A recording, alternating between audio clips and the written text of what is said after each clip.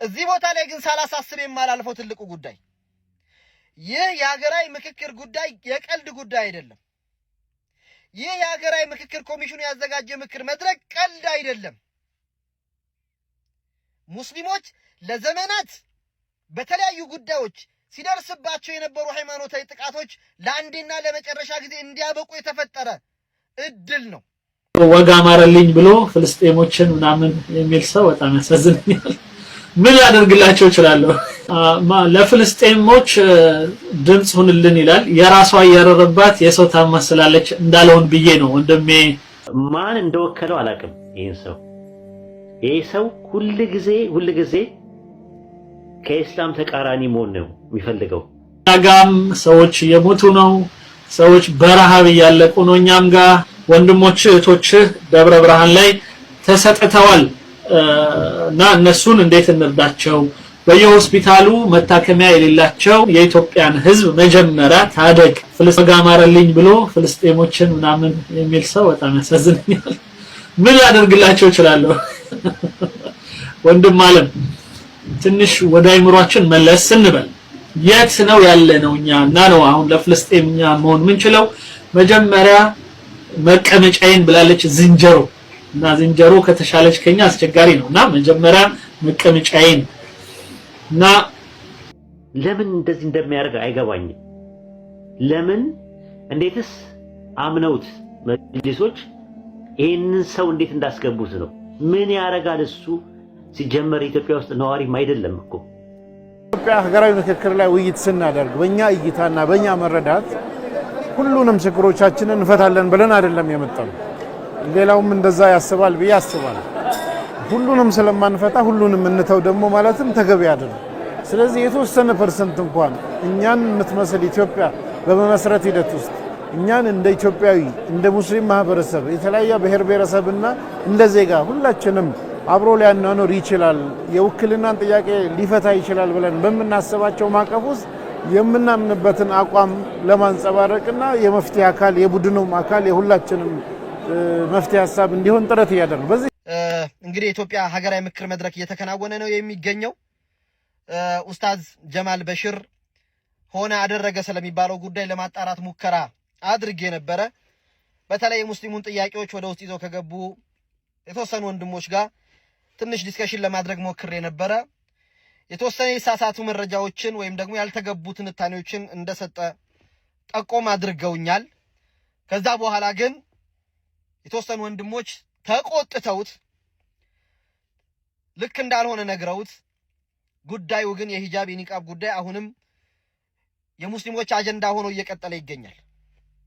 አልহামዱሊላሂ ረቢል ዓለሚን እዛ ውስጥ ባሉ ወንድሞች አባቶች መቼም አናፍረም ኢንሻአላህ።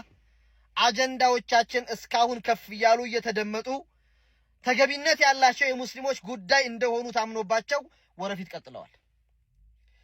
እንግዲህ የተለያዩ መረበሾች እንዳይኖሩ እህት ወንድሞች አጀንዳዎቻችን ውርቅ ተደርገዋል ብለው እንዳታስቡ።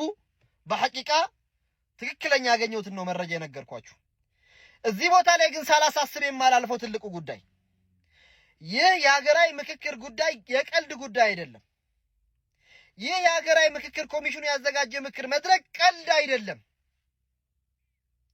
ሙስሊሞች ለዘመናት በተለያዩ ጉዳዮች ሲደርስባቸው የነበሩ ሃይማኖታዊ ጥቃቶች ለአንዴና ለመጨረሻ ጊዜ እንዲያበቁ የተፈጠረ እድል ነው።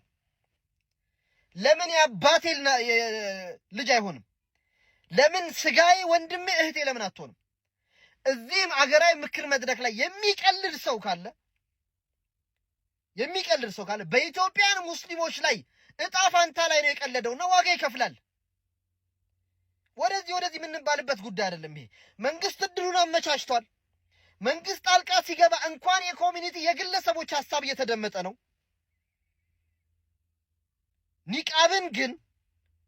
ኒቃብን ግን አጣጥሎ ለመሄድ የሚደረግ ጥረት አድርባይነት ነው። አልহামዱሊላህ እንዳልኳችሁ በወንድሞች ጉዳዩ መስመር እንዲይዝ ተደርጎ ማገባው ጉዳይ ላይ ገብቶ ያቦካውንም አካል ተው ተብሎ ትቷል። አሁን ይሄ ጉዳይ እንደ አጀንዳ ይዘ ነው እያንዳንዱ የተነሱ ጥያቄዎችን አውቀናቸው ለተፈጻሚነታቸው የበኩላችን አስተዋጽኦ ማድረግ መቻል አለብን። ችግሮች ሲነሱ ብቻውን ሚዲያውን እንዳጮህ ነው አይደለም መጮህ ያለብን። በየቀኑ ጉዳዩ ምን ደረሰ፣ ማን ጋር ደረሰ፣ እንዴት ደረሰ፣ የሱ ጉዳይ ምን ሆነ፣ እነማን ምን ተወያዩ የሚለውን ነገር ባለን የመረጃ ምንጭ ልንከታተለው ይገባል። ይሄ ቀልድ ጊዜ አይደለም። ወላሂ ወቢላሂ አልከሪም የኛን መውደቅ የሚፈልጉ ሰዎች የተለያዩ አጀንዳዎች ሊሰጡን ይችላሉ። አጀንዳ ግን አንቀበልም። አሁን አጀንዳዎቻችን እዛ ውስጥ እየተነሱ ያሉ ሙስሊሙ በሀገር ግንባታ ሂደት ውስጥ የበኩሉን አስተዋጽኦ ተደርጎ እስከዛሬ ሲገፈፉ የነበሩ መብቶቹ እንዲከበር ባደረገው በሄደበት ልክ ተፈጻሚነት እንዲኖራቸው እጃችን ላይ ባሉ ፕላትፎርሞች ሁሉ ይህንን ጉዳይ አጀንዳ ማድረግ ከኛ ይጠበቃል። አጀንዳ ማድረግ ከኛ ይጠበቃል። ተኝተን ግን አሁን አጀንዳ እንዳደረግነው አይነት ሰው አጀንዳዎቻችንን ሲበጠብጥ ብለን የምንወጣ ከሆነ ዋጋ የለንም። አጀንዳውን እንከታተል። አሁን ግን የሙስሊሞች አጀንዳ በሀገራዊ ምክክር ሂደት ውስጥ በጣም እጅግ በጣም በጥሩ ሁኔታ እየሄደ እስካሁን ይሄ ነው የሚባል ተጨባጭ እንከን ያልገጠመው ሆኖ ያጠፉ ሰዎችን እርስ በርስ እየተመካከሩ አደብ እያስያዙ ያለበት ሂደት ነው ያለው። አጀንዳዎቻችን የወደቀ አይነት ስሜት እንዳይሰማችሁ። ይህም ሰው ፈጠረ የተባለውን ችግር ወይም ደግሞ አላስፈላጊ ንግግሮችን አድርጓል በተባለው ነገር ላይ አስፈላጊውን ሆነ እርምት እንዲያደርግ ተደርጎ በዛ ሂደት እየቀጠለ ነው። እቺን ሲጀመር ተቃራኒ መሆን ነው። ታቦት ኢትዮጵያ ውስጥ ያለው ታቦት እውነተኛ ታቦት ነው። ቁርአን ስለ ታቦት ይናገራል ይላል። የሆነ ሳለ ይነሳና እንኳን አደረሳችሁ መባባል ይቻላል። ክርስቲያኖች ወንድሞቻችን እህቶቻችን መባባል ይቻላል። ክርስቲያኖችን አሰላሙ አለይኩም ወራህመቱላሂ ወበረካቱ ማለት ይቻላል እያለ ስንት ነገር እያደረገ ሲያበላሽ ነው። ተቃራኒ ነው። የሆነ ሳለ ስለ ፍልስጤም ሲነሳ ምን አገባን እኛ ኢትዮጵያውያን ምን አገባን እያለ ብዙ ነገሮች ሲያበላሽ ነበር ይሄ ሰው። እና ምንም አሁን አንተ ምንም እኮ አንተ አልከው እንጂ አገር ያውቀዋል፣ ሰው ላይ ያውቀዋል። ኡስታዝ አንተ እንደዚህ እንትን ያልከው ስሙ እንዳይነሳ ምናምን ነገር ያልከው እንጂ አገር ያውቀዋል። ፀሐይ የሞቀው ጉዳይ ነው። ከክርስቲያኖች ሳይድ ነው ሁልጊዜ እንትን የሚለው ሁልጊዜ ክርስቲያኖችን የሚያስደስት ነገር ነው ሁልጊዜ የሚያደርገው። ማለት ተቃራኒ መሆን ነው የሚፈልገው። ስለ ታቦት ያወራል ሲፈልገው እንደዚህ ነው ይላል። ክርስቲያኖችን ካፊር ማለት አይቻልም ይላል። ካፊር አይደሉም እነሱ አህለል ኪታብ ናቸው እያለ ይናገራል። እና ምንም እንትን ነው ምን ሊያደርግ እንደገባ ማላቅም። አንደኛ ዜግነትም የለውም፣ ሁለተኛ ነገር ደግሞ እሱም እንትን የሚለው ፖለቲካ ነው። ፖለቲካውን ዝም ብሎ ቢያካሄድ ይሻላል። እዛ የአባይ ጉዳይ ላይ ቢሰራ ጥሩ ነው። ከዛ በኋላ ከአብይ ጋር አብሮ እጅና ጓንት ሆኖ አማካሪ ሆኖ ቢሰራ ጥሩ ነው ይመስለኛል እንጂ ዝም ብሎ የማያውቀውን ነገር የዘበራረቀ እንትን ማለት የለበት። እስቲ አናግራቸዋለሁ ኡስታዝ አናግራቸዋለሁ። ሌሎቹ የገቡት ልጆች አሉ። እነሱኑ ሄዶ እዛ ጋራ ለመከረከር ውስጥ ሲገባ በጣም ነው የሚያሳፍረው። ይሄ ሞት ይሻላል እባክተው ብለው ቁጣ እስከሚቆጡ ድረስ። ምክንያቱም ወደ አቅሉ አልተመለሰም። ይሄ ሰውዬ ክብር አይችልም ማለት ነው፣ ሙገሳ አይችልም ማለት ነው። ለሙስሊሞች ሁሌም የምናገረው ነገር ሙስሊሞች እንደ ሁለተኛ ዜጋ ራሳቸውን እንደሚያስቡ በደንብ እርግጠኛም ሆነው ከትልቅ የመንግስት ባለስልጣናት ጋር ሲገናኙ ነፍሳቸውን ይስታሉ። የማይገባቸውን ነገር ያገኙ ይመስላቸው፣ በፍጹም ወንጀል የሆነ ነገር የሰሩ ይመስላቸው። በእነሱ ላይ ሐራም የተደረገ ነገር የመንግስት ስርዓት በሐራሙን ገርስሶ እንደው እናንተ ስለሆናችሁ ብሎ ጠረጴዛ ይሳበላቸው ይመስላቸዋል። ትልቁ የስነ ልቦና ችግር ዜጋ ነው። ስለ ግብጽ ምናምን ውሃ ምናምን ሁሉም ብዙ አረብኛ ብዙ ሰዎች ይሄን ነገር ሊሰሩት ይላሉ። እሱ ትኩረት ሰጥቶ ግብጾች እኮ እንዲህ እያሉ ነው ብሎ የግብጾችን ሐሳብ የጋዜጠኞችን ምናምን ለማድረግ አሰበና በጣም ሌት ተቀኔን በማድረጉ መንግስት ለአባይ ባለው ትኩረት አገር ወዳድ አለ። በጣም ጥሩ ነው፣ ደስ ይላል። ይሄ ማለት እኮ ኢትዮጵያዊ ስለሆነ ነው። ሌላ ነገር የሚያሳስብ የሚያስጨንቅ አቅል የሚያስት አይደለም። ነገ እኮ አስተሳሰብ መልካም ከሆነ ባለህ ሶነ ልቦና ልክ ባለህ አይዲያ ልክ እኮ የሀገር መሪ ልትሆን ይችላል። ትልቁ ችግር ፖለቲካኛ ማለት መማር፣ ማንበብ፣ ታሪክ ማወቅ ብቻ ይመስላችኋል። አይዲያ ነው። በሳል አእምሮ የተፈጥሮ መማር ብቻ አይደለም። በሳል አእምሮ ነገሮችን ማንበብ የሚችል መጪውን መገመት የሚችል አደጋዎችን ማሽተት የሚችል በብዙ አቅጣጫ ማየት የሚችል የተፈጥሮ ጭንቅላት ብስለት ያለው ሰው ነው ፖለቲካ ውስጥ በሁሉም ነገር ላይ ሰዎችን ወክሎ መንቀሳቀስ ያለበት በማንኛውም ጉዳይ።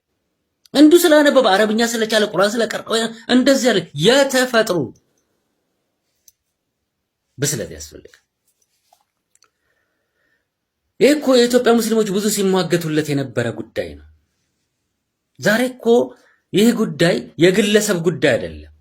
እዚህ ጋር ያመጣቸው ቪዲዮዎች እኮ እነዚህ ኦርቶዶክስ እንዲሆኑ ኦርቶዶክስ የኢትዮጵያ ባለቤት ከሆነ መንግስት ይህንን ነገር በእርግጥ ይንገረን፣ እኛ ባለቤት አይደለንም ማለት ነው። ይህች ሀገር የሆነ ባለቤት ካላት ሌሎቹ ደባሎች ናቸው ማለት ነው። ይሄንን ሁሌም እንታገለዋለን። ኦርቶዶክስ እስልምናን አሁን እኮ እዚህ ጋር እስልምናና ክርስትና የሚባል ጨዋታ አይደለም። እሱ የግል ነው። ሃይማኖት የግል ነው። የግልህ ነው። ኦርቶዶክስም የግል ነው። እስልምናም የግሌ ነው። እያወራን ያለነው በሀገር ጉዳይ ነው። ሀገሩ ግን የሁለታችንም ነው። ሃይማኖታችን የተለያየ ፈልገን የምንቀበለው ነው። ልትጥለው ትችላለህ። ከክርስትና ወደ እስልምና ይመጣል። ከእስልምና ወደ ክርስትና ሊሄድ ይችላል። ምክንያቱም ሃይማኖት የግል ንብረት ነው። ሀገርን ግን መቀማት መንጠቅ፣ ሀገርን ጥዬ ወደዛ ሀገር የኔ አይደለም ምናምን ማለት አይቻልም። መካድ አይቻልም። የትም ብትገባ ኢትዮጵያዊ ትላንት ሙስሊም ሆንክ ዛሬ ክርስቲያን ልትባል ይችላል። ነበርኩ ትላንት ኢትዮጵያዊ ነበርኩ የሚባል ነገር ግን አይሰራም። ስለዚህ ኢትዮጵያዊነታችንን በሃይማኖታችን ምክንያት ልትነጥቁን ማሰባችሁ ወንጀል ነው። ይህንን መቼም አንሰማም። እንደ ጠላት ነው የምናየው። ሃይማኖትን ደግሞ በሀገር ባለቤትነት ልክ ለማድረግ አትሞክር። ልክ ሀገሩ እንደተከራየው ለምን እንደው መሬት ሲፈጠር አንተ ኦርቶዶክስ ነኝ ብለህ አትና ያገባንም እሱ አይመለከተንም። ኢትዮጵያ ግን ሀገራችን ነች። ዜጋዋ እስከሆነን ድረስ እኔ እቺ ሀገር የኔንም ሃይማኖት የሚያማክል ነገር እንድትሰራ ፈልጋለሁ። ያንተ ለምን የመጨረሻ ድሮ ጥንት ለምን አያገባኝም። አይ እኔ ሀገር ስለሰራው ሰርቻለሁ። ሀገሩን ሊሹ አድርጌ ተራራውንም ቸክዬ ሰማዩንም አቆሜ ዛፎች እኔ ነኝ የሰራሁት። ስለዚህ አንተን አይመለከትም። ስሟን እኔ ነኝ የምሰጣት፣ አቆጣጠሯን እኔ ነኝ የምሰጠው፣ እረፍቷን እኔ ሁሉ ነገር እኔ ነኝ የምሰጠው። ታዲያ ምንድነው መንግስት ለምን ያስፈልገናል? በእናንተ የእናንተ ሀገር በሆነው ሀገር ላይ ለምንድነው ከእናንተ ውጭ ታዲያ መንግስት የሚሆነው? እንዴ ባለቤቶቹ እናንተ። የፖለቲካ ፓርቲስ እንዴት ያስፈልጋል? በቃ ምን ያስፈልጋል? እናንተው ራሳችሁ ፍለጡና ቁረጡ እንጂ እንደምታረጉን አድርጉ። ምክንያቱም እናንተ ቤት ውስጥ ነው የተቀመጠ ነው። በጣም ወጥ ነው የምትረግጡት። አሁን እና መድን ጀበል ቀን ይቆጠር የቀን አቆጣጠር ይቀየር ቢባል ሙስሊሞች አሁን ይንጫጫሉ። ሀገራቸው ስላልሆነ ነው። ከተስማማ ህዝቡ ይቀየር፣ የኢትዮጵያ ስም ይቀየር። ሙስሊሞች ይንጫጫሉ ወይስ ኢትዮጵያ መባሏ ለኛ ችግር ነው አይደል? ከተስማማ ህዝቡ ምክክር ይቀየር። ምንድነው ኦርቶዶክስ ብቻ የሚያለቃቅሰው? ቀን አቆጣጠር ይቆጠር ኦርቶዶክስን ለማጥፋት፣ የኢትዮጵያ ስም ኦርቶዶክስን ለማጥፋት። ምንድናቸው እነዚህ? የነዚህ ደግሞ ሳያንሰን የኢትዮጵያ ሙስሊሞችን ጥያቄ የሚጠይቁ ሰዎችን በሌላ ሁኔታ ወጥ እየረጋገጡ የመጡ ሀገራችንን ሊነጥቁን የሚያስቡ ጅቦች እየተርመሰመሱ እዛ ውስጥ ገብታ አንተ ደግሞ ይሄ ችግር የለውም አይደል? ይሄንን እቤት ሄድና ትዳር ውስጥ ቤት ውስጥ ባለው ነገር በልጆች ጉዳይ ላይ ወስን። በኢትዮጵያ ሙስሊሞች ጉዳይ ላይ የግል አስተሳሰብህን አምጥተህ ትጭናለህ እንዴ? ምንድነው ሌሎች ወንድሞችን ተቃራኒ ትሆናለህ እንዴ? መሳቂያ እስከሚኮን ድረስ የኒቃብ ጉዳይ እስከሚሳቅበት ድረስ ሌሎችም ጥያቄዎች። ምን አይነት ሰው ነው? ምን አይነት ህሊና ያለ? አረ መሬት ላይ አሳረፈ ግረን እንዴ? ምንድነው ስትገረፍ ወይም ደግሞ ስትገላመጥ ነው እንዲያደከው? የሆነ ስርዓት የመንግስት አካሎች ሰርታሉ ሲያመሰግኑ ሰርተፍኬት ሲሰጡ አቅልን ትስታለህ እንዴ? ነውር ነው። በእናታችሁ ባካችሁ ብሰሉ እንጂ ይሄ እኮ የህዝብ ጉዳይ ነው። ስለዚህ እዛ ጋር ያሉት ሰዎች ጥያቄ ካቀረቡ አንተ ማን ተቃዋሚ ያደረገ? ሁሉንም ነገር ለኢትዮጵያ ሙስሊሞች አመድን ጀበል ላይ ደፍድፎ ምን አይነት ቆይ በምን እንንገራችሁ?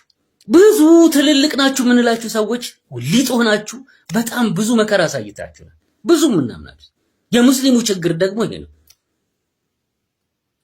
በሁሉም ነገር ላይ ሙስሊሙ የሚጠይቀውን ጥያቄ አብረ ጠያቂ መሆን አለብህ። ለተቃራኒነት ትገባለህ እንዴ? የሙስሊሙን ጥያቄ ለመቃረን ትገባለህ እዛ? ይሄንን ነይተህ በጣም ነው የሚያሳፍረው። ምን አይነት ችግር ውስጥ እንዳለን አላውቅም። ሁላችሁም በተቻላችሁ አቅም ሼር አድርጉና ለወንድሞቼ ለእህቶቼ አድርሱልኝ። ምክንያቱም በዚህ ጉዳይ ላይ የምናገረው ግለሰብ ቢያየውና ከሚሰራው ስራ ቢታረም በሚል ነው። ሁላችንም እንደምናውቀው ኢትዮጵያ ላይ ብሔራዊ ምክክርና ውይይት እየተደረገ ነው ያለው።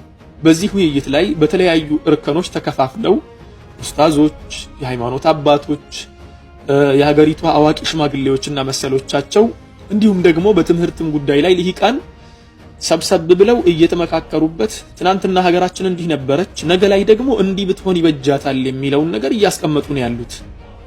ይሄ ነገር ሲደረግ ከሙስሊሙ ማህበረሰብ ሙስሊሙን ይወክላሉ የተባሉ ብዙ ወንድሞቻችን እዚያ ውስጥ ገብተዋል።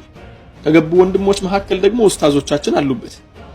እነኚህ ኡስታዞቻችን አላህ በረካ ያድርጋቸውና የሙስሊሙ ማህበረሰብ ለዘመናት በውስጡ ይዞት የነበረውን ቢጮህ እንኳን ሰሚ ያጣውን ጥያቄዎቹን ይዘው ነበር የሄዱት። ከነኚህ ጥያቄዎች መካከል ከፊሉን እንኳን ብናነሳ በኒቃብ የመማር ጉዳይ አንደኛ ሲሆን፣ ሌላኛው ነጥብ ደግሞ የሃይማኖት ጉባኤ ላይ የሙስሊሙ ማህበረሰብ በአንድ አካል ብቻ ሲወከል፣ ሌላው ሃይማኖት የክርስትና ሃይማኖት ደግሞ በስድስት አባቶች ይወከላል። ድምጽ ይሰጥ ከተባለ የሙስሊሙ አንድ ድምጽ የክርስትናው ደግሞ 6 ድምጽ ሆኖ የድምጽ ብልጫው ላይ ኢሚዛናዊነት ይፈጠራል። ሶስተኛው ጥያቄ ደግሞ ስለ ሰላት ጉዳይ ነው። በስራ ቦታ ላይ ሰላት በደረሰበት ሰዓት ስለ መስገድ ጉዳይ። አራተኛው ነጥብ ደግሞ ስለ ጁምዓ ቀን ጉዳይ። አምስተኛውና ከባዱ ነጥብ ደግሞ ስለ ካላንደር ጉዳይ ነው። ሀገራችን ሴኩላር ሀገር እስከሆነች ድረስና ሙስሊሙም ክርስቲያኑም ለሀገሪቷ እኩል ልጆቿ እስከሆኑ ድረስ ሀገሪቷ የምትገለገልበት ካላንደር አልያም አሁን ያለው ዓመተ ምህረት የሚባለው የሚቀጥል ከሆነ ዓመተ ሂጅራም ጎን ለጎን መጠቀም እንዲቻል ይፈቀድልን። ካልሆነ ግን ዓመተ ምህረት ተብሎ ከሆነ እምነት ጋር ነገሮችን ከመለጠፍ ይልቅ ሙሉ በሙሉ ልቅ አድርጎ ማስቀመጡ ይሻላል፣ በኢትዮጵያ አቆጣጠር በሚል ማስቀመጡ ይሻላል የሚል ብዙ ሐሳቦች። ይሄን ሐሳብ ሁላችሁም እንደምታውቁት የሙስሊሙ ኡማ የረጅም ጊዜ ጥያቄ ነው። ይሄንን ጥያቄ ኡስታዞቻችን ይዘው አንድ በአንድ ሄደው አቅርበውታል።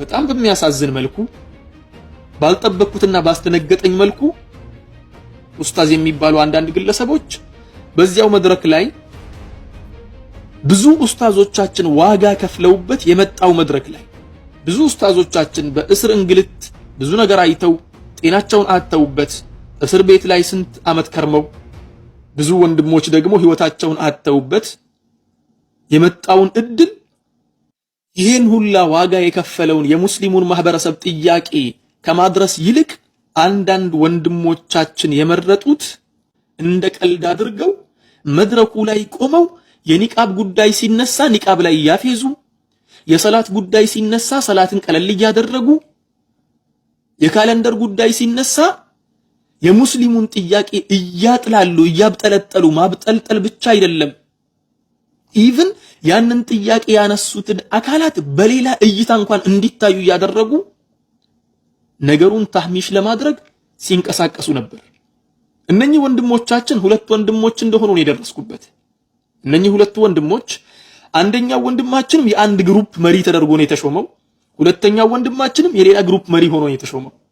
አንደኛው በስመ ኡስታዝ ነው እዛ ውስጥ ያለው፣ አንደኛው ደግሞ አይደለም ኡስታዝ ሊሆን ዋጅብ የሆነውን ሰላት እንኳን የማይሰግድ ግለሰብ መሆኑን የደረስኩበት።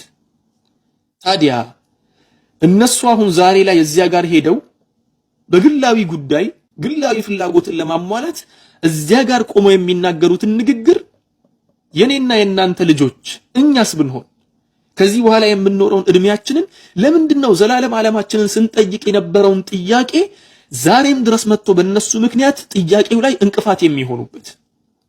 እነኚህ ወንድሞቻችን በነገራችን ላይ ሙሉ ስማቸውን መንገር ይቻላል። በእርግጠኝነት አንዱ ወንድማችን ስሙ በጣም የገነንና የሚታወቅ ሰው ስለሆነ ስሙን ከጠቀስኩኝ ብቻ በቂ ነው።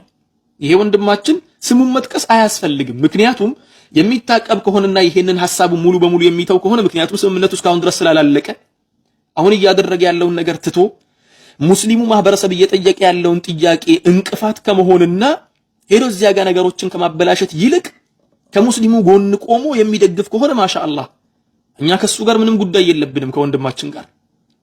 የኛ ጉዳይ ግን የሙስሊሙ ማህበረሰብን ጥያቄ እንቅፋት የሚሆንበት አንዳችን ምክንያት የለውም ነው። አይ እንቅፋት ሆናል የሚል ከሆነ ደግሞ ችግር የለውም። ይሄ ቪዲዮ ብቻ አይደለም፣ ከዚህ በኋላ የሚቀዱ ቪዲዮዎችን በአጠቃላይ ለታሪክ ይቀመጣሉ። በታሪክ ደረጃም የትኛው ሙስሊም ከዚህ በኋላ መጥቶ በዚህ መስአላ ጉዳይ ላይ አሁን በሚነሱት ጥያቄዎች ላይ በኒቃብ ጉዳይ ላይ በሂጃብ ጉዳይ ላይ በሰላት ጉዳይ ላይ በካላንደር ጉዳይ ላይና ከዚህ ውጭም ባሉ ጉዳዮች ላይ ጉዳዩን ባስታወሰ ቁጥር አላህ ምስክሬ ነው እየተረገማችሁ እንደምትቀጥሉ እወቁ እነኚህ ወንድሞቼ። ምክንያቱም ሙስሊሙ ማህበረሰብ ለዘመናት እየጠየቀ ያለውን ጥያቄ ለሆነ ነገር ብቻ አናውቅም፣ ምክንያቱም አላሁ አዕለም፣ ለሆነ ነገር ብቻ ማህበረሰቡ ፊት ለፊት ቆማችሁ እየተቃረናችሁ ነው ያላችሁት። አላህ ፊት የምትመልሱትን መልስ ብታዘጋጁ መልካም ነው። ማህበረሰቡም ደግሞ ስማችሁን አንድ በአንድ ይነገራል። በነገራችን ላይ ይሄን ነገር የማትተዉ ከሆነ ምክንያቱም ኢንፎርሜሽን አሁንም እንደምደረሰኑላ ወደፊትም ይደርሰናል በእርግጠኝነት ቢኢዝኒላህ ተዓላ። ኢንፎርሜሽን ሲደርሰንና ነገሩ ላይ የሙጥኝ ብላችሁ እስከ መጨረሻ ድረስ የምትቀጥሉ ከሆነ ወላሂ አላህ ምስክሬ ነው ስማችሁን አንድ በአንድ ጠቅሰን ያ ብቻ አይደለም ከዚህ በፊትም ስትናገሩ የነበሩትን ትላልቅ ስህተቶችን በስመ ኡስታዝ ሚዲያ ላይ ተቀምጣችሁ የተናገራችሁትን ትላልቅ ስህተቶችን ማህበረሰባችን እንዲጠነቀቅ ያ ብቻ አይደለም የናንተም ተግባር ደግሞ ሙስሊሙን ወክላችሁ ሄዳችሁ መናገር ሳይሆን ሙስሊሙን መተናኮልና በተቻላችሁ አቅም የሙስሊሙ ማህበረሰብ ሁሌ የበታቸው እንዲማቅቅ ለማድረግ እንደሆነ አሁን ያለው ማህበረሰብ እንዲያውቅ ቀጣዩ ትውልድን በደንብ አድርጎ እንዲረዳ እናደርጋለን። ምክንያቱም ይሄ እድል የመጣው የሙስሊሙ ማህበረሰብ ጥያቄ ነበሩት፣ እነዚያን ጥያቄዎቹን ያውጣ ተብሎ ነው የመጣው። እናንተ ደግሞ እየወጣ ያለውን ጥያቄ እየመለሳችሁ ነው። ስለዚህ እነኚህ ወንድሞች ከዚህ ነገር ቢታቀቡ መልካም ነው። አይ ከዚህ ነገር አንቆምም፣ ይሄን ነገር እንቀጥልበታለን እስከ መጨረሻው ድረስ የሙስሊሙ ጥያቄ እንቅፋት ነው የምንሆነው። የሙስሊሙን ጥያቄ እንዳይመለስ ሰዎች ወደፊትም እንዲመርጡን፣ ምክንያቱም የምርጫ ጉዳይ አለች እዚያ ጋር ሰው እየተመረጠ ነው። እዚያ ጋር ተመርጠው ተቀምጠዋል። እነሱ ተመርጠው የተቀመጡበት ቦታ ላይ ነው ይሄን ነገር እያደረጉ ያሉት። ወደፊትም እንድንመረጥ ይሄን ነገር የበለጠ እንገፋበታለን የምትሉ ከሆነ ግን አላህ ምስክራችን ነው። ስማችሁን በደንብ አድርገን ለማህበረሰቡ እነግራለን። ማህበረሰቡ ደግሞ ከዚያ በኋላ ማን እንደሆናችሁ በደንብ አድርጎ በኢድኒላህ ተዓላ ያውቃችኋል። በዚያ መልኩ ከህዝቡ ጋር ትቀጥላላችሁ ማለት ነው። እድል መጥቷል። ትልቅ እድል አለን።